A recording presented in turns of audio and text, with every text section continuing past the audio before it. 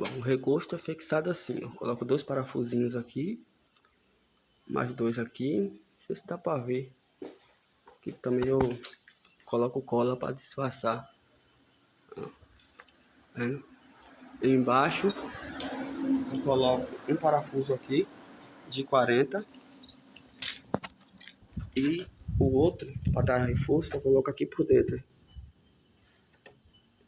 de 60 ou 70. E aí fica firme. Se encostar à vontade aí, fica firme.